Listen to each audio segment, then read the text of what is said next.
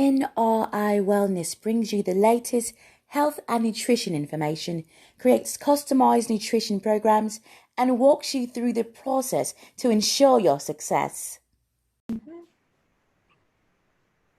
Good evening, good afternoon, good morning, good night, wherever you are in the world. And welcome to another dynamic episode of the 10 Dimensions of Wellness. I am your host, Cammie Red, the owner of NRI Wellness. This is going to be another great episode. I've been actually looking forward to this guest coming on for a while. Today we have the headache nutritionist, Susannah Juteau. So, Susannah, tell us a little bit about yourself. Tell us how you got to this point. What made you decide to be a headache nutritionist? What's your personal wellness journey? Sure. Okay. Well, it's been quite the journey, as we all have very unique stories to ourselves, and I always love hearing about everyone as well.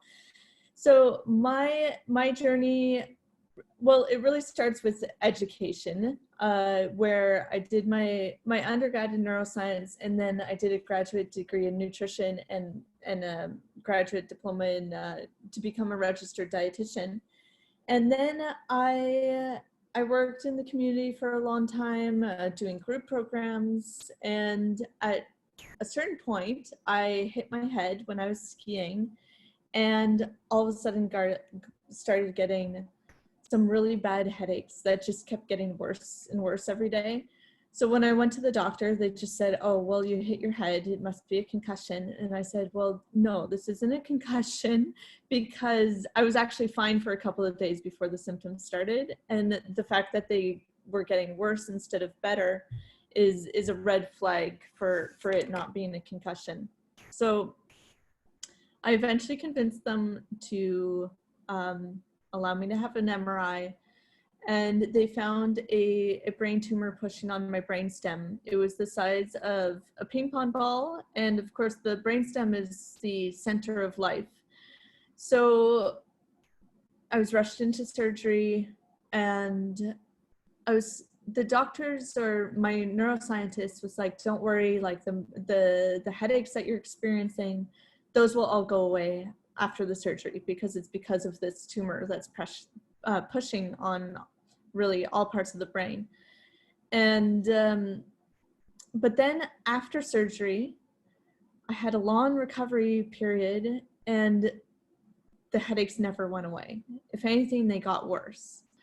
And with the headaches, I often had migraine symptoms as well. So where the headaches just went into the nth degree and I wouldn't be able to function at all. So that was also quite common, to have the migraine symptoms along with the daily chronic headaches. And when it came to returning to work, it was just this really difficult struggle of working and then having to take time off, and just never feeling like myself. I always had brain fog. I had those constant daily headaches every day, and just couldn't function. And I know a lot of people can relate that, especially anyone who does deal with migraine disabilities, that you just aren't yourself, and you're hoping to find a solution. So you go from doctor to doctor, looking for what is the root cause of this. And my doctors would just say, "You know what? We don't know why this is happening. It should be cured by now." And they would just give me another medication to try, like try this and try this. And after a few years of this going back and forth, I really, by this point, I had been really paying attention to my nutrition as much as possible, and making sure that my meals were balanced and eating all the time as they recommend. All migraine specialists recommend that you eat every 3 to 4 hours to keep your blood sugars high. And so I was keeping a real track of my nutrition and what food triggers could have been adding to the migraines. And there was just I still had to take the medication all day. So I felt like there had to be a solution out there. So because I wasn't getting the answers from the doctors as I wanted, I decided to just like look into things myself as much as possible and really dive into the research. And at the same time, intermittent fasting was becoming really popular. So, and it's popular as a weight loss method. So I wasn't interested. But as more and more people as clients came to ask me about it, I said, okay, well, I better start looking into this research. And there I found a lot of anecdotal evidence that longer terms of fasting, therapeutic fasting, could really help with my headaches. And so I implemented it myself, and have been off medications ever since. And now I teach people really to focus on where to focus for their nutrition and what are the main migraine triggers, and those who are ready to heal their bodies even further to get off medication, then we look at therapeutic fasting on top of it as well. So that's kind of my background in a nutshell. Wow, you've been through quite a bit. I mean, well, I'm not going to put emphasis on it as if it's been just a debilitating situation, but to bring you to this point, to actually help you find your purpose, it's been quite a wellness journey for you. You actually had to go through all of this, so it brought you to that point. What are some of the things that you've learned throughout this process about yourself, so to speak, that you think might help others? Yeah, oh my gosh. I'm sure if I sat down and wrote things, I would come up with so many answers. But really, one of the biggest ones that stands out is to not be a lone wolf. Because I think our society teaches us from a young age that it's not okay to feel pain, and to describe pain to others is putting them in an awkward position. Is kind of what we're taught from a young age. We don't want to see people cry. We don't want to see people in pain, and we don't know what to do to help others, or so as a result, I never reached out for help. During all of this journey, I just always pretended the best I could. I would always, return to work, and then of course my manager knew what was going on and everything, but in terms of reaching out to friends and family and to say like, oh, I'd love some extra meals, or I could use some support here, or even just reaching out and saying, how are you doing today, makes a huge difference. And there's so many illnesses and pain that is just so invisible that we really don't understand what other people are going through. So the biggest journey that I went through is kind of that whole mindset journey of, one, that I can reach out to others, but also to not let it wane on my own confidence, and to feel like I was a failure, because that was a big part of things, is that feeling of, there's the hopelessness and the helplessness that comes through going to doctors and not getting answers. But there's then that whole other component that you think you're doing something wrong, and that you're doing something responsible, or you're responsible for your symptoms. And that becomes even more prominent in the work that I do now as a headache nutritionist, is that so many people kind of come to me and say, I've tried every food and nothing works. And it's just, so many doctors say, oh, cut out this list of headache triggers, and it doesn't necessarily reflect what the individual needs to do. And we're more like at the typical like medical community level, we're treated more as a blanket, where everyone who suffers with migraine is treated kind of the same way. But really, when you look at it at an individual level, there's a lot more that can be done in terms of food, rather than just cutting out the major triggers, although that's, of course, a part of it as well. Some people aren't aware that food has anything to do with it at all. You are absolutely right, but some people don't get how much food has a lot to do with a lot of our ailments or a lot of things that we face. So let me ask you this: you talked about the medical industry or some of the things that you faced. One of the things that you discussed was treating the surface, not the root issues. What do you think are some things that your doctors might have misunderstood about you, or some ways that you were trying to get them to understand what you were going through as opposed to just treating the surface issues? Yeah, that's a good question. I think they're just bombarded by, I mean, so many doctors. I don't blame them at all, because when you go through school, that's how you're taught. You're taught to treat the symptoms, not the root cause.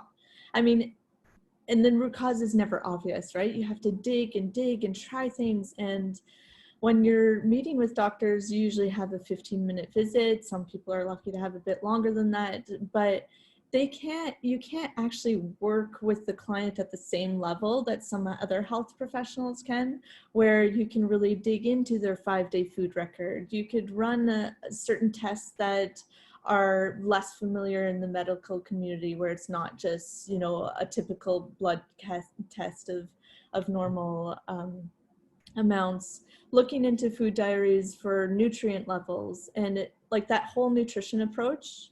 Most medical doctors usually have like one course, not even a course, like one lesson when they're being taught. So I really believe that everyone should approach different medical practitioners for different reasons. And the reality is, for a lot of medical doctors, the approach that's a great approach for medications, and maybe for some referrals and some ideas of some other things. I think that's what a lot of doctors can do.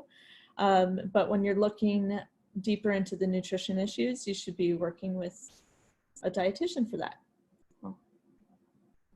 Awesome. Thank you for that information. So what are some of the common myths that you dispel around the headaches and the things that people should actually be eating, or what they shouldn't be eating, or when they should be eating? What are some common myths that you hear? Okay, so there's so many. Number one that's popping into mind is around caffeine, because the thing with caffeine and headaches is that it's like a double-edged sword, or maybe not quite sword, because it's good in some ways and really bad in others. So what happens with caffeine is that caffeine can be very helpful when you have a headache or when you have a migraine. It helps you get past those symptoms sooner. But then caffeine also is a huge migraine trigger food. So a lot of people respond to that saying, oh, coffee helps me every day and it helps me prevent my headaches. But in the long run, it's doing quite the opposite, and that's been well shown in research. So that's kind of the biggest, one of the biggest food triggers, and the one I get the most resistance about, because we are like a very caffeine focused nation, is that everyone wants their morning coffee, and it's very hard to give up. And on top of that is that when you give up a daily caffeine, you stimulate headaches, right? So there's a good 2-week period of getting off that caffeine that can be quite difficult.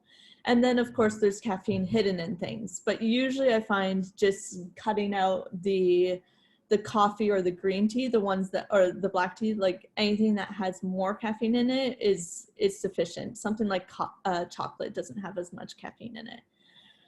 So that's one big myth, if you will, is that a lot of people think that they're fine keeping the caffeine in, when really, if you cut it out in the long run, you're much better off.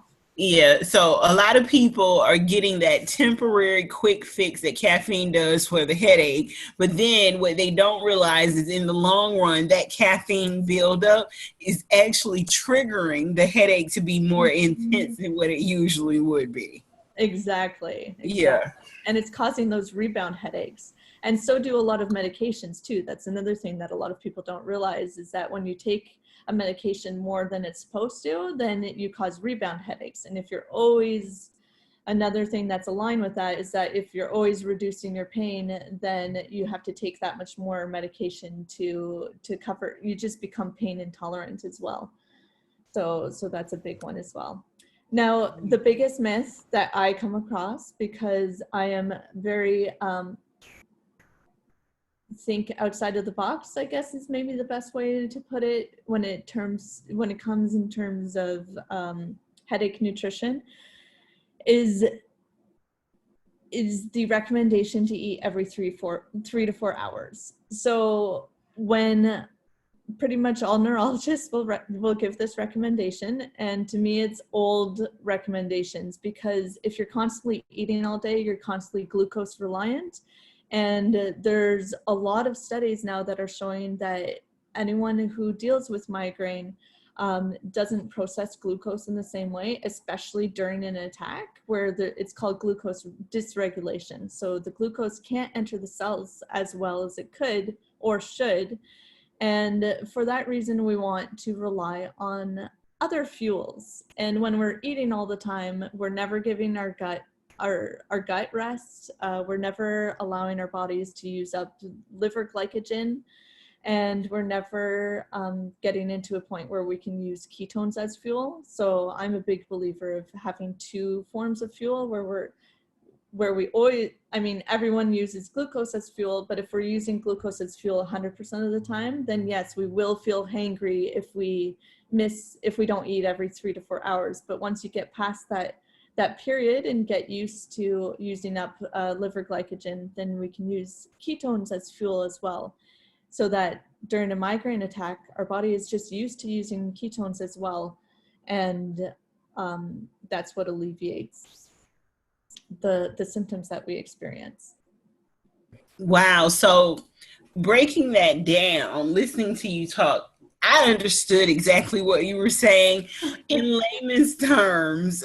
Someone who isn't familiar with the terms glucose, liver glycogens, or ketones, tell them exactly what that means so that they'll understand how to help themselves just on a surface level, just to help themselves. Yeah, right. So glucose is what most forms of food get broken down into glucose in our gut. So any carbohydrates get broken down into glucose. Even meats have some glucose in there, but especially carbohydrate sources. So so then that's the glucose. And then when we're eating, the body circulates all of that glucose to go to all of the different cells in the body and fuel those cells so that they can keep operating and having energy. And then when our body no longer needs more glucose, then we store it as backup fuel, and we store that in our liver. And that's the liver glycogen. And so that, when we're doing exercise or in between meals, then we can rely on that liver glycogen to keep giving us fuel. And so what happens with ketones is that ketones never get released if we're always eating regularly. So if we give our body periods of gut rest, then our body isn't focused on digesting food during that time and can instead use up liver glycogen. And once liver glycogen is used up, it reaches into fat stores. And when fat stores are broken down, it releases ketones. So it allows our body to use ketones as fuel instead of glucose all the time. So it's nice to be able to, it's almost like 2 different doors into the cell. You can use the glucose door, you can use the ketone door. Often we can use both at the same time, but if you're eating throughout the whole day, and there's a lot of research showing that most people eat for 16 hours of the day in the long run, then you're just never giving your body that time to heal except while you're sleeping. And an 8-hour sleep period is not enough to get into that cellular healing, especially because while we're sleeping, everything slows down. So I always suggest everyone starts with at least 12 hours of gut rest every day, and then can kind of build up from there once they're, you know, kind of used to that. And it's always really good to eat following the circadian rhythms. So the circadian rhythms is when it's light outside, you eat, but when it's dark outside, you stop eating. So that's kind of the best way to do it. So it's great to stop eating at 7 p.m. and then you can have your breakfast at 7 a.m. And that gives you 12 hours of gut rest, but you're also only eating during the light hours. So, Susannah, tell us about some of the challenges that you have faced with your clients as a headache nutritionist. Explain to us what that actually looks like. When clients come to see you, what are some of the things that you tell them they need to do as a way to prevent or heal themselves?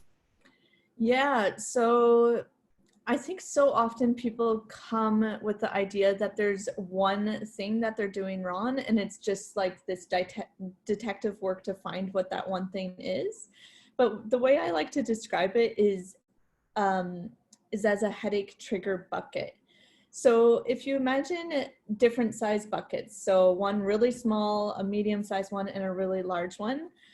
If you have a very large headache trigger bucket, it means you can put all kinds of things in there, and it takes a while to fill up.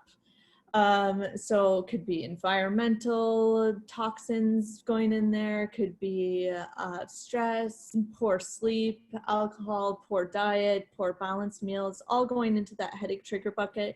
And if you have a large bucket, then you still won't get a headache, or not very often. For a lot of those people, they might only get a headache if they were to drink too much. And then there's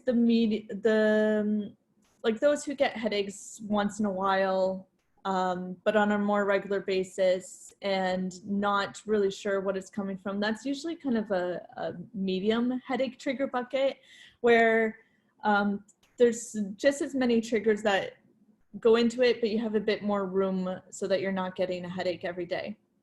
And then there's the migraine population, or the chronic headache population, who has a much smaller headache trigger bucket, and that fills up really quickly. So it fills up with many different types of triggers. There's a ton of different food triggers, but then there's all those other triggers that I mentioned as well. So often people think that it's just like one food that they need to pinpoint, or that it's like just one thing in their life that they're doing wrong. And wrong is the wrong way to put it, because we all have triggers. Like, no matter what, we all have these trigger buckets, and they all fill up. So things like, so right now I'm in California, and there's awful forest fires, and the air is super toxic. So there's all this plastic in the air. So if I walk outside, I will instantly get a headache. Just watering the plants for 5 minutes leads me to get a headache. And so that's because I have a small headache trigger bucket, and I always have to make sure to empty it. So that's what therapeutic fasting comes in, is to help empty the bucket, but also watching my nutrition and my, like, making sure that my meals are very balanced. So it's much more like looking at it at a more holistic level, that it's not one thing. It's not that you're doing food wrong, or that you're doing that your sleep is wrong. It's really like, if you have poor sleep, if you have a really stressful day, and you ate French fries and chicken fingers for supper, then those three things all add up together to fill up the headache trigger bucket. And depending on what you're prone to, either that chronic headache that's there daily, or if you've really filled up your trigger bucket and like surpassed the trigger bucket even, then that will initiate a migraine. So it's all these everything that adds together. So I look at things from more the nutritional standpoint, but also the holistic, like, what is the lifestyle? What are some other things we can look at? Because say if someone's regularly sleeping 6 hours a night, then that's going to be a huge component to their migraine. But in terms of looking at food triggers, So food triggers, we want to make sure that everyone is eating very balanced meals. And what I mean by that is thinking, say a supper meal, thinking of your plate and dividing it mentally. So half your plate should be vegetables, 2 different vegetables, a quarter of your plate being a protein, and then a quarter of your plate being a carbohydrate source, but preferably grains or something with a lot of fiber in it. And that's a balanced meal. Now, especially in the headache population, because we're told, as I mentioned, to eat every 3 to 4 hours, is that there's a lot of snacking going on, a lot of grazing happening. And what happens with the grazing and the snacking is that it's usually not a balanced meal. Or so it might be, okay, I'm gonna, eat some pumpkin seeds right now. And then the next thing, I'm gonna have a piece of toast with some butter on it. And it's just these little things, some crackers, all these little things, but because they're on their own, something like crackers, that would be digested very quickly in the body, cause a glucose spike because it's broken down into glucose right away. And that glucose spike is makes you very prone to getting a headache. So when I'm looking at people's diet, we're looking at the whole day, the whole week, and really making sure that all meals and all snacks are very balanced. So making sure there's a protein source and a fiber source if you're having a snack. And then at the meals, making sure there's healthy fats, protein, and fiber at the meals as well. So overall, I'd say that's one of the biggest changes for people, is to make sure that all meals are balanced. Because even as a society, we think of things like, for instance, when I grew up, it was always you eat supper and then you digest your supper and then you have dessert. So, and my family still thinks that way. I'm working very hard to get them to change. But the problem with that is that the dessert is no longer, that's not a balanced meal. So you digest it, cause this glucose spike, and then often people wake up with a headache. So it would be so much better just to have that dessert after your meal and not worry about having room for dessert, because if anything, then you just eat a little bit less dessert, and that's great. But to have it at the same time as a meal is actually way better for the body, because then you're still digesting the protein and the fiber from the meal, and then you've got that dessert on top of it, but that slows down that whole digestion. So kind of looking at things like that, making sure meals are balanced. The next thing that I look at is overall micronutrient intake. Now, macronutrients most people have heard of, because macronutrients are protein, carbs, and fat. So it's very popular to count your macros, but actually what's much more interesting is to count your micros. So micronutrients are things like calcium and iron and magnesium and vitamin B12 and B1 and all of these different vitamins and minerals, that if you're deficient in one of them, it causes this bottleneck where a lot of cellular processes can't go on until it has more of that nutrient. And so if you have a nutrient that you're deficient in, often it doesn't show up on blood tests. Some of them do, some of them don't. But if you're never kind of looking at your macros, and that's where a health professional can really help do that assessment for you. If you're not looking at that at a deeper level, sometimes your headaches can be quite easily fixed by just changing your intake. Some of those nutrients that I find are often very deficient. I mostly work with women, but calcium, for one, is huge, because especially as adults, we tend to not drink milk. A lot of people are lactose intolerant, so don't have any dairy at all, but then aren't looking at those alternate sources for calcium. So if you're cutting out all dairy, then you want to make sure that you're getting it through your vegetables. And some vegetables actually bind to calcium and make it even harder to absorb that calcium. So you really want to make sure that that's a nutrient that you're reaching in other ways. And then another big nutrient for headaches, and research-wise, they found that over 50% of the headache population is deficient in this, and it's magnesium. So magnesium can be reached through food. It's just another one of those that you want to be very on top of. So here I like to say, what are the 5 top sources of magnesium? Because most people, that's not a nutrient that we hear of too often. So magnesium can be found in quite a few foods. We want at least 400 milligrams a day.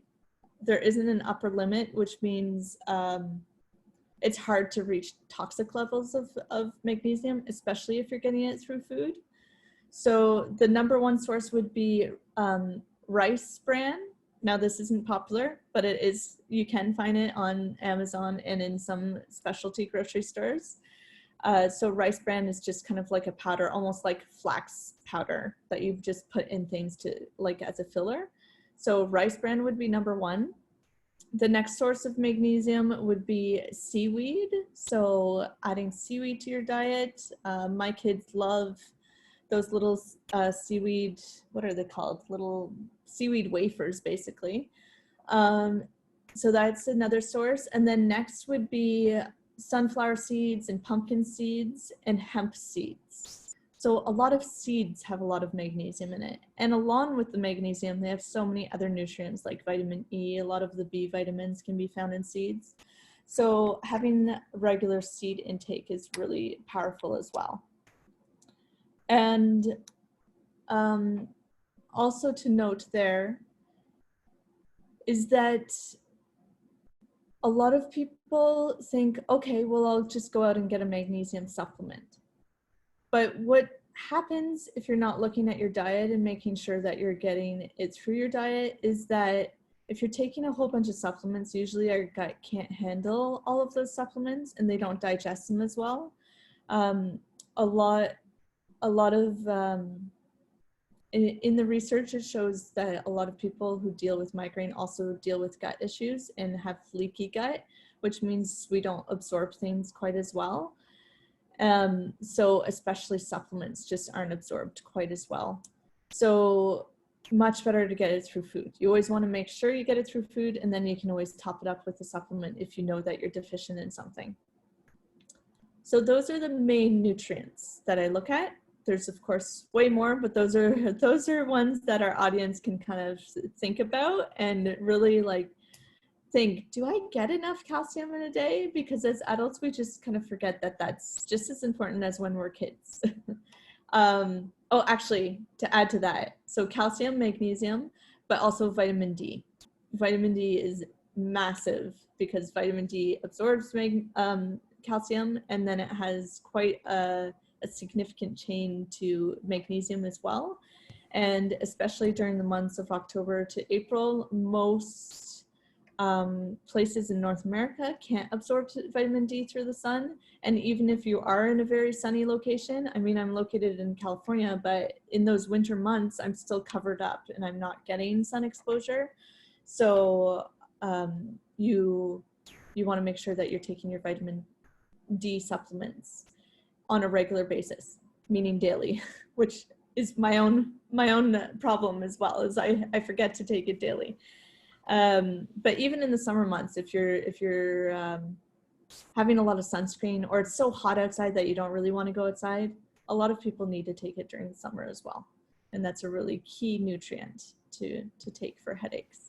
Let me ask you a question. What are some things that people should avoid when it comes to the headache triggers?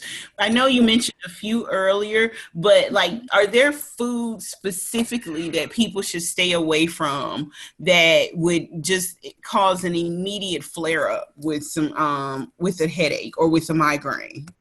Yeah, so this is such a tricky area of research because everyone is just so unique. Everyone's so individual as to which foods will cause inflammation in the body. So I love to use this test that's called the mediator release test because it identifies which foods in your body are going through the gut and causing inflammation in the long run. because a lot of times it's foods that we would never anticipate. For instance, one of my clients right now loves salads, and that mediator release test indicated that spinach and lettuce are two huge inflammatory foods for her, and that she needs to cut those out to get control of her inflammation. And once the whole immune system has calmed down, then you can start reintroducing those foods. Now, that's not typical though. Most people can handle lettuce and spinach just fine, but might have something else like carrots that bother them, or lamb chops, or so it's so hard to know. And this is why research just constantly comes to dead ends, saying like, well, we know that food is a big part of the equation, but it's so hard to narrow down when you're looking at a large audience or like a large population group what the food triggers are, because it's so different for everyone.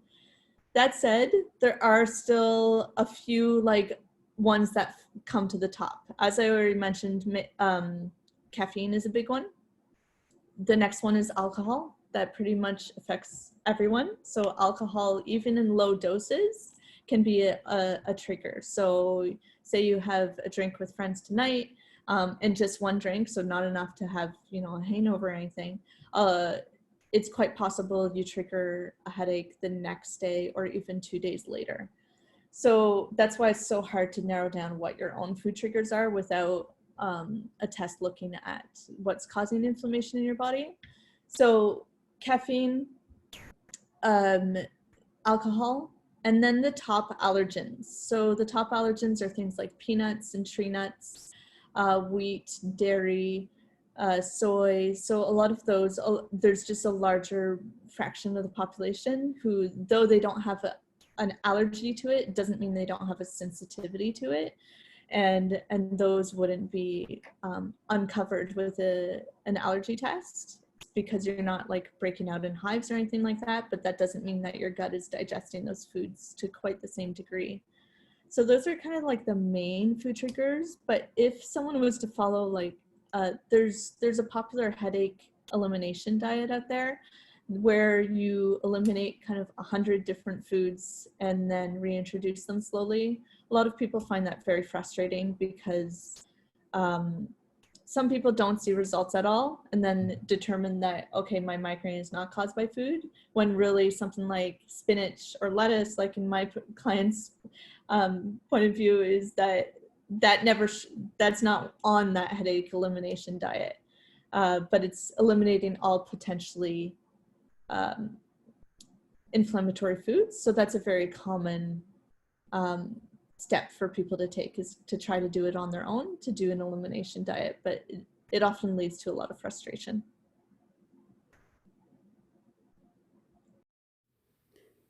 This is 2-second nutrition tip. Today's tip is challenge yourself to drink at least 6 glasses of water each day. Let me know how it goes. This has been a 2-second nutrition tip. Okay, Susannah, why don't you walk us through your coaching process? Tell us what it's like from your discovery call all the way to the end of your 6-month one-on-one.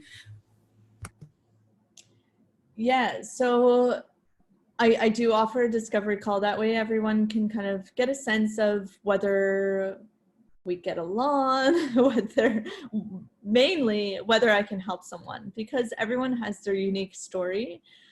Everyone has a unique background, taking different medications or not at all. Some people relate to headaches, some people relate to chronic migraine. There's actually over 100 subtypes of headache and migraine in the, what's it called now? The classification system. So there's so many different areas that people kind of say, oh, I deal with, you know, tension headaches, or I deal with chronic migraine. There's so many different subtypes. So it's great to get on a discovery call to really, so that I get a sense of where you're coming from, how long you've been suffering, what you've tried, and then I see whether I can actually help you or not. So the discovery call is always the first step. And then from the discovery call, once someone decides that once we decide together that we're a right fit for each other, the first session would be, it's a pretty intensive questionnaire. So I have a real like history, and looking at different aspects of life, because with a 6-month program, it's not just a nutrition focus, it's much more an overall process. And so that questionnaire kind of gives us a really great starting point. Then from there, we go into a 5-day food record. And those 5-day food records we will redo at some point, but it's a great starting point to have all kinds of clues of what can be improved. And then all following sessions are mainly like accountability. There's an education piece, of course, but everything about change is much more about accountability. And I think a lot of people don't realize that when they're looking for a health professional, is that, okay, I just want the information and then I'll do it myself. But when I think of myself, the number of programs I've signed up for that, are $100 or something, and then I say, okay, I'll learn it later, and then life gets in the way and you never either attend the courses or you never implement all of the knowledge that you've gained. So that's why I have a 6-month program, because I find the accountability is the biggest component for actual change.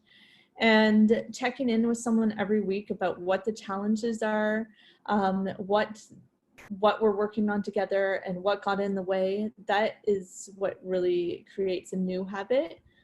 Studies show that it takes 66 days at a minimum to have a new habit. So when we're talking about nutrition, especially for nutrition for migraine relief, there's a lot of changes that need to be implemented. And if I was just to blurt it out in one session, everyone would leave very overwhelmed. So yeah, we look at things one day at a time, and I always make sure that everyone has 3 declarations or commitments at the end of each session, and that's what their action plan for the week is, to do those 3 declarations, and then we check in the next week and have that follow-up session. So another big component of the 6-month program is that MRT test that I mentioned. So it's the mediator release test, and that's checking. It looks into 140 different foods and 30 different chemicals that are commonly found in foods, and seeing which ones are causing inflammation in our body. And then there's a whole process. It's called the LEAP protocol. So to reintroduce foods into our diet and to open up the diet diversity. Actually, another really important component is to heal the gut. So healing the gut, a lot of that involves increasing food diversity, of course, eliminating those foods that are causing the inflammation in the gut, because then it just causes more and more inflammation as time goes on. And so that's a big component. And then implementing therapeutic fasting to heal the gut as well. So those are kind of the 3 main components. And most people actually see results in the first 8 to 10 days, but the main thing is we want those results to last long periods and for the rest of life, so that no one has to take any medications any longer. So that's why it's a 6-month program. Awesome. Okay, so tell me about a time that one of your patients actually touched your heart and changed the way you approached your practice. Oh my gosh, yeah. That's what I love about my work. You know what? Because every single client that you work with, you also learn from. I recently worked with someone who was very connected, mind, body, and spirit, and that was her main goal working with me as well, is to implement kind of the therapeutic fasting approach, because that helps you be that much more connected with mind, body, and spirit. And I just loved the way she approached life and really thought deep into things, like, why is it that I don't like doing exercise. And we'd dive deep into like, where did that stem from? And she was just always willing to go deeper and to think about things, and then implemented everything, like the declarations every week. She was just really excited to put into place. And part of that was some journaling. And we just came to so many different realizations through the journaling that was really exciting. And I think there's just a great growth experience with everyone that I work with, especially because we really get to know each other, especially in my 6-month program, where you get to know their daily habits and really encourage change. And then I myself am encouraged to do my own changes, because we're all on a personal growth journey. So yeah, I love working with clients, and you work with many clients as well. So you know where I'm coming from. Yes, absolutely. I feel you exactly on that. Let me ask you this. What's something that your program did for one of your clients that you didn't expect it to do? Well, I mean, that I didn't expect it to do, because there's, You know, you have so many variants of results, but we always right. have in our mind what we expect those results to actually be. And as we know from human nature and from anything else that we've done, things don't go as planned, and we never have the results that we actually expect. What are some surprising results that you have run across just from that you just didn't expect to happen based on, your normal way of doing your practice? Yeah. So, okay, I thought of 2 different examples that are very different from each other. Because of course, my focus is always like relieving the headaches. So that's a result that I would expect. So one client came with me with a lot of gut issues, and I kind of said to her, I was like, okay, well, I don't feel like I'm not an IBS specialist or anything, so we will be concentrating on the headache aspect of things. And by the end of our time together, she had absolutely no gut issues anymore, and she was like, wow, this is amazing that neither of us really realized how interrelated everything is. So as much as gut health is very important for migraine relief, she had very significant IBS issues with chronic diarrhea several times during the day. So to see that relief and the effect on her life, because now she didn't feel worried about going out in the community and always having to have a bathroom nearby, or the embarrassment of, even going to a swim party or hanging out with friends. Like, there's a whole different limitations when you have that kind of gut disrest. So that was one client that I was thinking of. And then another one was kind of on a whole different level, was the connection that she built with her family. Because when you're not dealing with migraines all the time and not the worry of triggering a migraine, when you really have control over that aspect, that all of a sudden you can focus on all those things that you want to. And that we say, okay, well, tomorrow I'll feel better, and then I can, go play outside. Or tomorrow, like, there's always that tomorrow, or next year it'll be better. So with her, she actually, when she first met her husband, they used to have a lot of music nights, and so she'd play the piano and he'd play the guitar, and they'd sing together. And it had been like 10 years since she had done that, and her kids had never experienced it.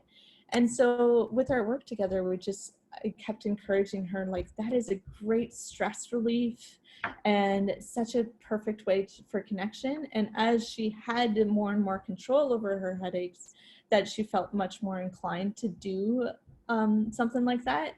So it just brought this amazing kind of feeling with the family that, music was such a big part of their lives that they just let kind of fall, I wouldn't say fall apart. They still played music here and there, but it wasn't that like Friday night jam session that they used to have when they first got together. So that was a really beautiful, beautiful thing. There's just so many opportunities that open up when you're feeling in control again.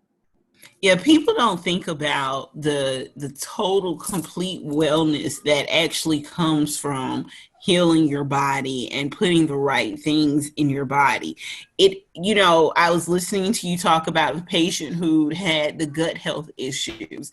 That's all related. Who knows? Maybe, you healed the gut health and was she taking, I know that's what I meant to ask you, was she taking medication for, her migraines, and possibly didn't even know that what she was dealing with IBS wise was a symptom of, some of her medications that she had been on?